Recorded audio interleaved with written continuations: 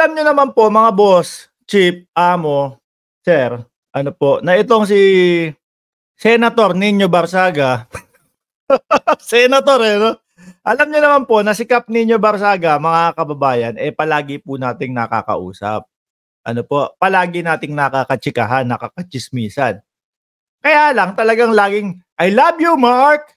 Oh, buti po yung si misis ko, hindi selosa. Ano po? Hindi, wala naman yan. Wala naman yan. At alam naman po natin na si Kap talagang ano lang, mapagmahal lang po. Lalo na po, no? Sa mga gwapo. Ibig sabihin, Mark Ramos, gwapo ka? Kapal naman na mukha mo. Sasabihin po ng mga DDS niyan. Mukha kang hindi naliligo eh. Oh, yan yung sasabihin nila, mga kababayan. Ano po? So, alam naman po natin na lagi natin kausap yan, mga bossing. At nung isang beses, naka-vlog tayo, mga kababayan. Ano? Biglang sumulpot si Kap Nino dito sa ating live. Mark!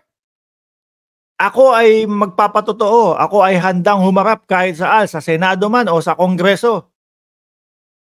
Sasabihin ko lahat kung ano yung nalalaman ko. Alam niyo po ba mga bossing, na kundi ako nagkakamali sa 22 po yata, no, yung unang hearing para do sa EJK diyan sa Kongreso. Ito po ay para patungkol po sa EJK ni dating Pangulong Duterte, mga bossing. Sabi ni Kap Nino, isesend ko sa inyo, sa iyo, yung mga picture. Ito, ganito, bla bla bla bla bla bla. Ang daming picture niyan. Nakatunayan na ganito, saksi akong buhay sa mga nangyari nung panahon nang siya ay nakaupo. Ayan po, mga bossing. Yo, Eugene, shout out sa iyo. Jose Recto Mirasol, shout out sa iyo. Violeta Madarang Vlog, shout out sa iyo. And Maggie Ferrer, watching from Hong Kong. Ayan. Sabi ko, Kap Nino, hihintayin ko na lang yung vlog mo kasi gusto ko, kumbaga, ikaw yung first hand dyan eh. Ikaw na yung magano. Pero talagang may pinakita po sa aking mga ebidensya, mga kababayan. Malupit po si Kap Nino. Tinanong ko nga, sabi, Kap, pwede po bang ilabas ito? No? Walang problema. Ano? Walang problema.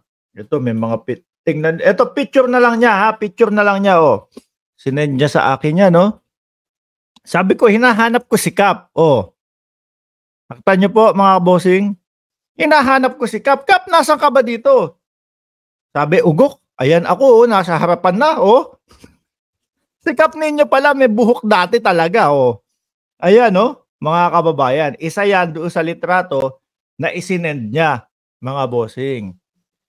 Sabi niya, handa akong, handa akong tumestigo dyan sa Congress kung ano man ang pag-usapan dyan. Naku po, ayan, ang maganda dyan, mga bossing. Alam naman din po natin, mga kababayan, na talagang si Kap Nino Barsaga, talagang dikit po sa mga Duterte, mga kababayan. Ano po kaya? No? Ano po kaya yung kahahantungan niyang tawag dito? Kahantungan niyang hearing na yan, mga kababayan. Oh. Madami pong congressman ang magtatanong sa kanila, ano ba talaga nangyari dito? At nako, baka ito isa pa pong naiisip ko.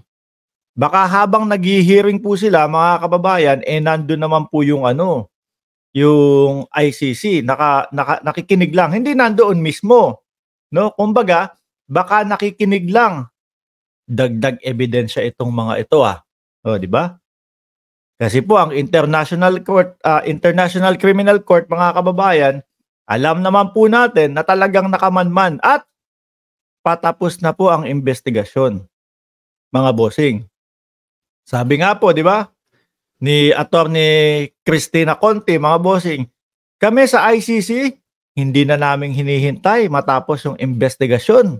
Ano? Kasi pagka hinintay mo pa, tas nagkaroon ka ng date kung kailan mo dadamputin, may posible pang makatakas. Oh. Hindi po din kaya, no? Ma'am OFW, Gagayem, 53. Shoutout po sa inyo. Salamat po sa super sticker. Hindi po kaya, mga kababayan. Kaya tahimik po sila ngayon, mga bossing, pinaghahandaan itong Congress hearing, mga kababayan. No? Mabigat po kasi diyan madami pong katanungan. At sino-sino po kaya ang mga ipapatawag? Ayan. Tingin niyo po ba isasama si Senator Pancher? Si Senator Bato de la Rosa, mga kababayan? Ayan, alam ko, Mark, dapat ipatawag din si Las Cañas at si Asierto. Ayan. Sabi ni Baby Pangilinan, Maranan, 253. Oh. Hi, handsome. Naku, salamat po. Magagalit sa inyo yung mga DDS. Oscar Buenaobra, Marco Polo, shout out sa inyo. Nagtatago sila, sabi ni Noel Bell. Ay, sigurado ka ba dyan? Baka busy lang. Ano? Baka busy lang. Ang alam ko, nagtatago si Kibuloy. Oo. Si dating Pangulong Duterte, baka busy lang po, mga kababayan. Siyempre, kung sakali na umabot sa punto na pati siya ipatawag po doon sa Congress, mga kababayan, naku, baka po pa iba-iba ang isagot sa atin ng dating Pangulo. Pero sabi nga po, mga kababayan, yung mga gabinete lang daw po muna ang ipapatawag. So hindi po muna kasama si dating Pangulong Duterte. Sabi ni Papa Dudes, kasama yan si Pancherman. Speaking of Pancherman, mga kababayan, may naririnig ako, parang sabi napapaisip na daw si Senator Bato na ituloy bukas o mamayang, bukas o sa isang araw, yung tungkol doon sa hearing niyang PIDEA na yun. Pag-usapan natin yan. Alam ko pang-apat sa listahan natin yan, mga kababayan. Eto, si Cap Nino, mga kababayan, yung mga ganito, yung mga ganitong sinasend ni Cap Nino, yung mga ganyan, siya na po ang mag-ano niyan, mga bossing. Siya na po ang magpapakita niyan kung sakali na siya ay pumunta doon. Basta sinend niya lang sa akin yan at matapang yung mama. Haharap ako. Madami akong papatunayan doon.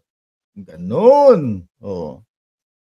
Kayo po, mga kababayan, sa tingin niyo po ba malaki ang maitutulong ni Cap Nino doon sa investigasyon, no, ng Congress patungkol po dito sa EJK na ibinibintang po o iniuugnay kay dating Pangulong Duterte, mga kababayan. Nagpaplano sila kung anong gagawin, Kuya Mark. Sabi ni Ronulfo Jojo Pandak, may narinig nga ako, mga bossing. Ang sabi po may pasabog daw po sila.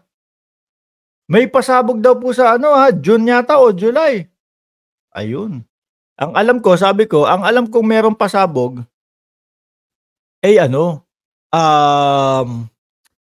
yung ICC, yun ang alam kong may pasabog.